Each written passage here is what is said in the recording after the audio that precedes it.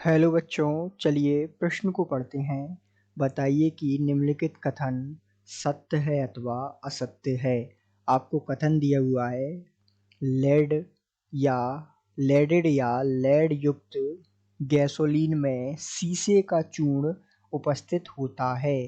तो आइए बच्चों, मुख्य अवधारणा को समझते हुए विस्तार पूर्वक हम इस प्रश्न के हल पर चर्चा करते हैं तथा पता लगाते हैं कि ये कथन सत्य या असत्य है। तो सबसे पहले मुख्य अवधारणा में यहाँ हमें इस प्रश्न को हल करने के लिए कुछ बातों की जानकारी होना आवश्यक है, जो कि इस प्रश्न को हल करने में हमारी सहायता करेंगे। जैसे कि लेड युक्त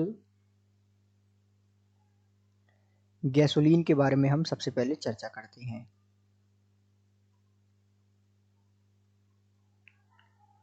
तो लेड युक्त गैसोलीन में होता क्या है, ध्यान दीजिएगा। लेड युक्त गैसोलीन में उपस्थित होता है TeL का मिश्रण गैसोलीन में होता है, अर्थात TeL जिसे हम जानते हैं टेट्रा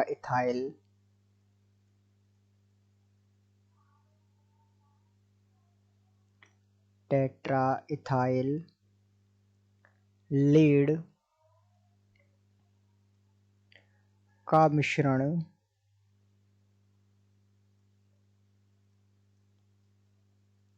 गैसोलीन में उपस्थित होता है।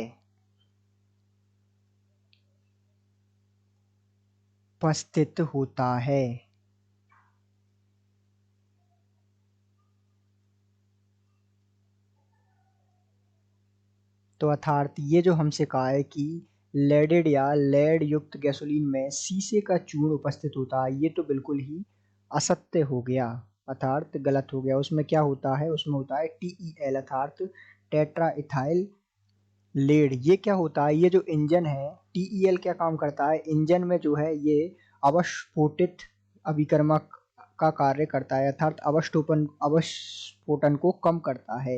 ये जो है एक एंटी नॉकिक एजेंट या अपस्फोटिक अभिकर्मक होता है। तो TeL टेट्रा इथाइल लेड जो है एक अपस्फोटिक